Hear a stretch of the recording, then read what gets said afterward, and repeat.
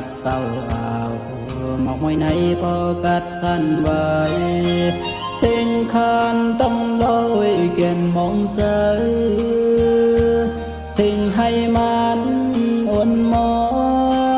อยู่ดีหิมซ้ำปันดังเฮาใส่เตียงตั้งเสือห้องยำซึ่งนั่งนายไว้มองถ้วยเมืองโมตันไว้สิ่งวานนั่งก็เปียมสังเงียนคงไม่สมสู่นังทำเสียงสุดไหลมุงมองวันเฮาไหลอยู่สำคัญนานคือเสียวลายเล่นปีตั้งหักสายยำยบยอมยามเดียวน้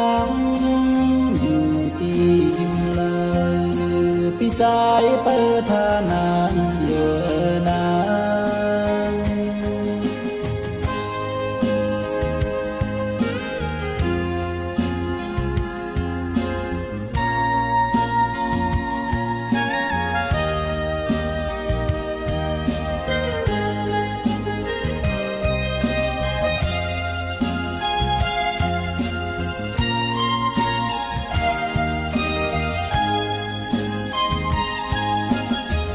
ทองผัดเต้าอ่าวหมอกมวยในปอกัดสั้นไว้เส้นคานต้องลอยเก่นมองเสือสิ่งให้มันอ่อนมออยู่ดีหิมซ้ำปันดังเฮาใส่เตียงตั้งเสือห้องยำซึ่งนั่งนายไว้มุงถ้วยเมืองโมตันไว้เสียงวานนั่งก็เปียมเลยเงินหงไม่สมสู่น้ำทำเสียงสุดไหลมุงมองวันเฮาไหลอยู่สำคัญนานคือเสียวลายเล่นปีตั้งหักสายยำยบยอยามเลี้ยวน้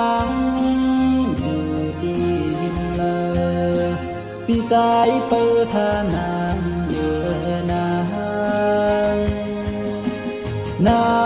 นคือเสียวลายเล่นปีตั้งหักสายยำยบยยาม